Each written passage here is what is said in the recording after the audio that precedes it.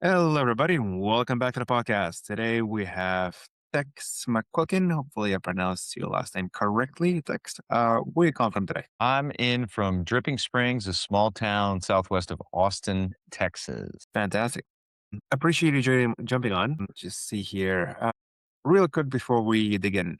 Three things on my mind. One is that this is a conversation, not an interview. So you're welcome to cut me off whenever. Number two, I'm going to ask you some questions that get into the business behind the work, not just philosophy. And I'm curious how you actually run this. And three, at the end, I'll share something I've been seeing across coaching and educational Mhm. space that might be useful, but only if it lands. Sounds good? Sounds great. All right. So you went from three lactose captain in Marymount to convincing an assistant coach to find you a donated squat rack to teach you over 100 seminars in 16 countries to run captains and coaches out of Austin. When did that identity shift happen? When did you stop being a strength coach with the Mm. side hustle and start being a founder? Yeah, the opportunity came. I was an athlete in college, and then I got to exchange my coaching for school. So graduate assistant coach. I didn't see myself as a higher education individual, but I just learned different in a grad school format. In the particular class I was going through, health behavior, so it was more conversation and convincing people to change versus memorizing facts, which was more the undergrad style. I was more conversation, convincing, and connecting. And so then I got to become a coach in exchange for education. And then that's just when this whole coaching identity started to take off, where I was a team captain for my lacrosse team. Now I was coaching these guys, and it was a different kind of responsibility. But I had a great relationship with my head coach that I had as an athlete and then as a graduate assistant coach, and then we maintain that friendship and connection throughout my career. And fitness is difficult. I'll say it's a very low barrier of entry industry to get into, and it's very hard to make it because there's so many people out there. And especially now with the dawn of social media, it's become even more difficult. But 20 years ago, when I got into it, you had to look the part. It's still that way, but it's more like really ridiculously good looking. But I had to look the part. So really invested in understanding how to put on muscle, how to excel as an athlete. And where I learned those things, I traveled all over the United States to find good mentors. And then I spent time with them. So during summers when I wasn't at school or coaching, I'd go invest and spend 3 or 4 months doing internships, apprenticeships with the best coaches that I could connect with in the United States. And then one of them hired me. So then our company got a contract with a small fitness brand called CrossFit to then go teach a sports performance seminar all over the world. So now I'm teaching different cultures, different communities, different coaches at different levels, all about sports performance and taking their athletes where they can't take themselves. So now I had to learn how to be a public speaker, and I had to really accelerate the connection with people because I would teach them for 2 days. Where an athlete, I have for years to develop a relationship. Now, as a presenter and a speaker, I had to drop in anywhere in the world, make a connection with somebody so then I could teach them, which that in itself is a skill. So I had hundreds of reps at public speaking and accelerating and connection. And then the information, the program that I was teaching, that just became second nature. Because the true challenge was if I can't connect with them, they're not going to understand or learn anything because there's going to be this wall present. So now I see this same wall exist for coaches that they're passionate about their sport. They're passionate about whatever it is that they're teaching. And then they get these kids that have low social skills or they're incredibly athletic, but their brain hasn't caught up to their body, or vice versa. Their body hasn't caught up with their brain. So they understand, but they just physically cannot execute. So now I teach those coaches how to teach and connect with kids, which is a lost art. So then through the lens of athletics, through weightlifting, how can we help people develop people skills? That's what I'm focusing on, but it's all about relationships. And so, yeah, now still continue to teach workshops on conflict resolution, connection, communication, confidence, building an identity outside of athletics, and then get the fun part still traveling, teaching, and then got a podcast, which puts me in the best weight rooms all over the world. I love it. What was the moment you knew Power Athlete wasn't going to be the final stop? This is where I wanted to dive away from programming and into people. So amazing strength and conditioning company and highly experienced CEO who has a great athletic career. And I learned everything I learned about teaching and speaking and presenting from him. But then there was this team aspect. So where we have the program, I wanted to focus on the people because everyone's athletic career ends no matter what. Even if us are getting into weightlifting and fitness, we can't do it forever. But people, relationships, connections, these will last forever. And we can't just will people to do what we need them to do. There's a thing called intent. And so we're going to accelerate strength. We're going to accelerate skill acquisition if the people that we're asking to do this stuff are delivering with intent, are trying, aiming, and pushing with intent. So there was this missing piece within that organization that I wanted to just dive full into, which is the relationship between athlete and coach. Okay, fascinating. Thank you for sharing. One sec. I got a couple more questions for you. Of course. Was CNC something you always knew you built, or did it emerge from what athletes were actually asking for? That that's a great question. It was actually I was my dad had a heart surgery. He didn't have a heart attack, but he had heart surgery. And I spent 2 weeks with him caretaking, and my sisters came down, and man, I was having a tough time at work, and I was miserable, and so I'm looking, and I was miserable, but I had life and energy, and my dad did not have energy, and he was happy as can be. So I'm like, "What are we doing here?" So I just spent those 2 weeks just talking with my dad and went back to the most rich experience that I had in my life, which, as we mentioned, that's where I was that athlete and then got the opportunity to coach. And I had the same mentor, same head coach as a young man into the transition from team captain to coach. And we had, at my school, we had just hired him and I was part of the hiring committee. So then we, from the ground up with my head coach, got to build something special. And his name's John Reynolds, and he's still at the school. And they went to the NCAA tournament. He's been there for 20 years. He's got the career wins for the university. So we started something together 20 years ago as one of his first team captains that is still there today. And then at the college ranks, as a coach, you're either there for 3 years or you're there for 30. So what we did was something special. So I held on to that and really broke down our relationship and why it worked and how can I effectively understand this deeper and then teach it. So that was a powerful 2 weeks I got to spend and understand, okay, what do I want to do for the rest of my life? Because it's not sets and reps. That's for sure. So helping people understand the value and the opportunity they have as a team captain, a team leader, or a coach. Amazing. Thank you for sharing. Most strength coaches stay in the weight room. Most leadership coaches never touch the ball. You built CNC in a gap between the two, and you're working with everyone from middle schoolers to Austin. I mean, in Austin to special operations forces and at the Fort Bliss. What does the same coaching methodology look like for a 14-year-old captain versus the SOF operator? And what part is genuinely medical? Well, movement's movement. So whether we're learning to move and coordinate our bodies as a middle schooler and a high schooler, or if we're a world-class operator, we have to be as efficient as possible. Movement is all the same. So squat, step, and lunge, sprint, jump, carry, throw, everything that a middle and a high school athlete needs to do. The same expectation is that of that operator. It's just at a higher level, more efficient, and with some lethality involved. It's just how we choose to look at it. And then, okay, what am I teaching both of these individuals? Some are learning it for the first time. Others have done it 1,000 times, but we need to find 1 more % within their movement that they can aim to improve so they can continue to come home at when they go out and do what they do, all the awesome stuff. So it's just how I see movement and then assess and then most importantly connect because I'm a 5'7" genetic trash can that was not in the military. There's no reason that they should listen to me. But through enough reps and opportunity connecting with people, drop me in there and we can still find something that they connect with and are able to work on.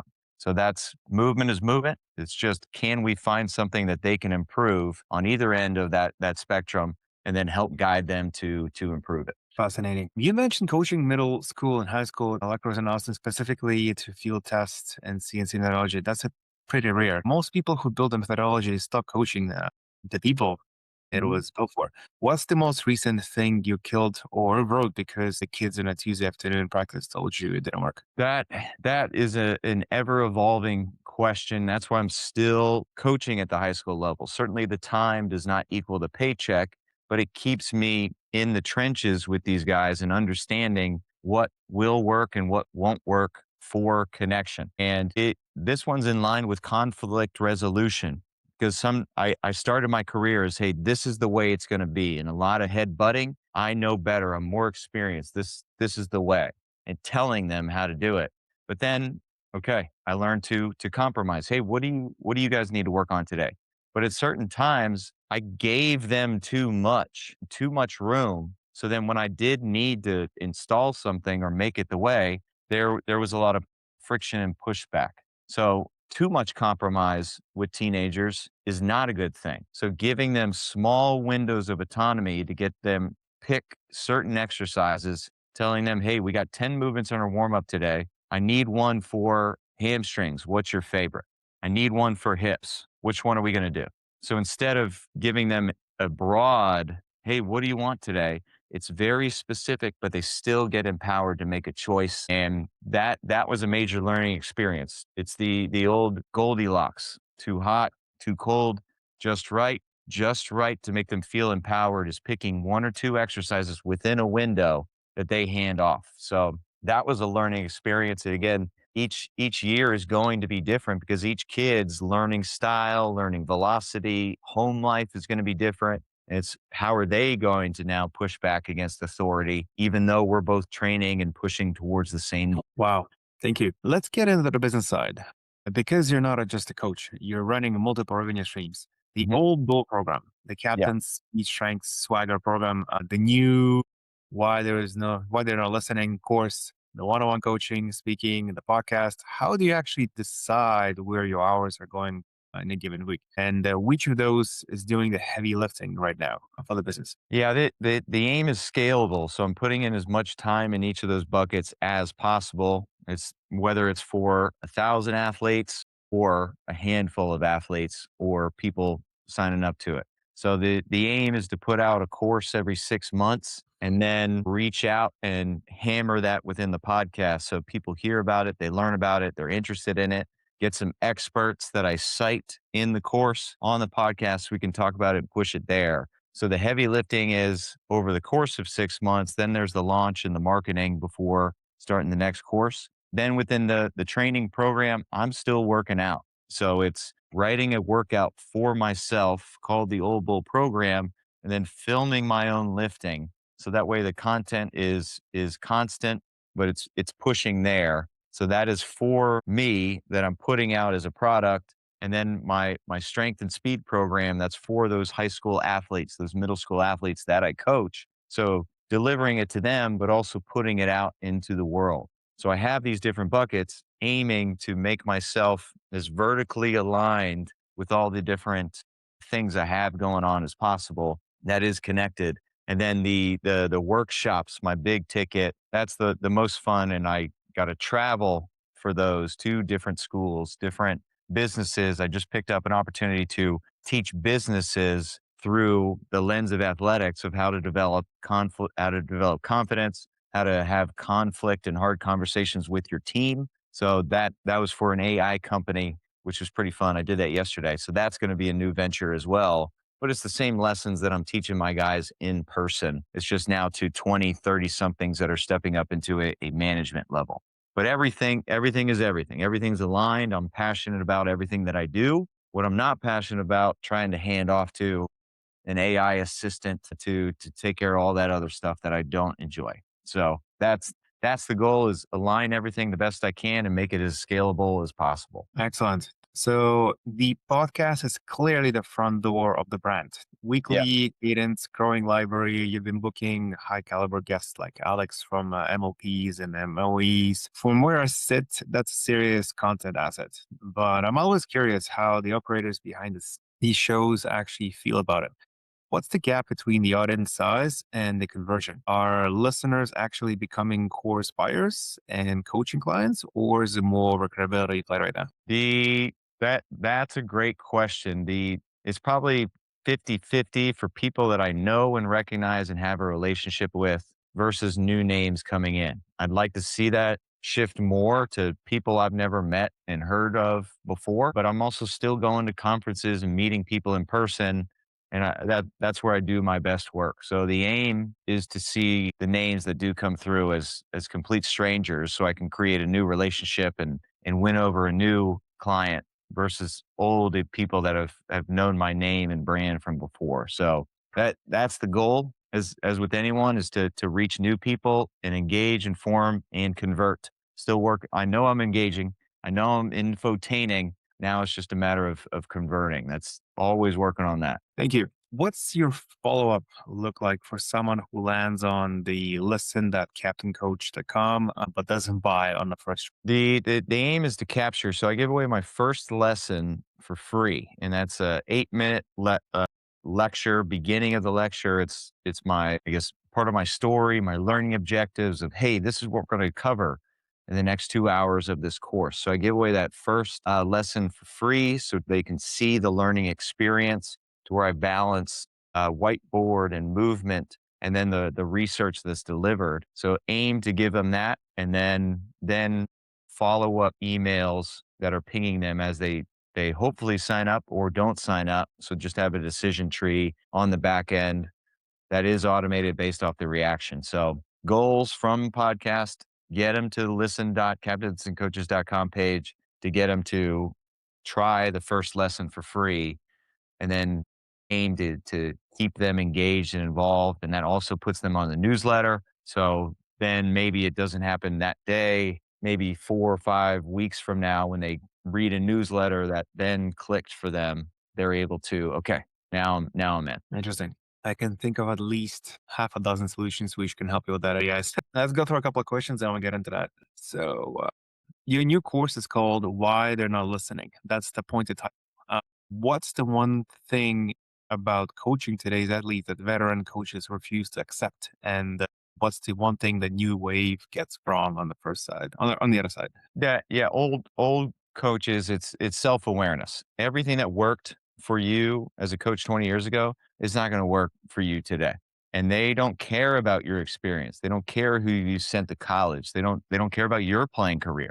They care about themselves, or they care about what their friends think. So how can we connect and relate to them to build a bridge so that they actually listen to me when I tell them what to do, or tell them that they're not any good? Because they have these high expectations of themselves, grandiosity that doesn't exist. They are not athletic. They haven't accomplished anything. Why do they have this? Well, I got to figure that out and build a bridge and connection. Then for new coaches, what's interesting, they just finished college. They just finished playing their sport. They are the hard worker. They are the grit. They were so passionate about it. They love their sport and their experience that they're willing to sacrifice their time. Again, the paycheck never equals the amount of time for a coach to then coach and lead these kids. So then they get frustrated. And this is the coach's paradox, when they care more than their athletes care. And so now it builds this resentment, this hate, and they get into a very negative cycle as a young coach, and they start to punish their kids. And it's not a good experience for anybody. Then the kids quit because they're not having fun. The coach just gets angry and causes coaching scars for people because they start to treat them poorly because the kids are not respecting them. They just didn't know how to connect with them. So again, it's starting and teaching them the EQ, emotional quotient. They got the IQ, they got the passion, but can they connect with people? More often than not, no. So then teach them how to connect, relate, and then guide and lead through movement. It's all based on movement and having fun in there. So lots of humor in the course. That's also how I engage and keep people rocking and rolling. So yeah, it's for everyone. But then you see how I mix and blend movement to teach the old guard plus the new coaches that are so passionate, but the kids get lost in the middle of those two. Well, I just want to say this podcast has been a gold, to say it mildly. Thank you for all the sharing, all your feedback. I'm definitely going to send you the finalized edited version whenever we're done.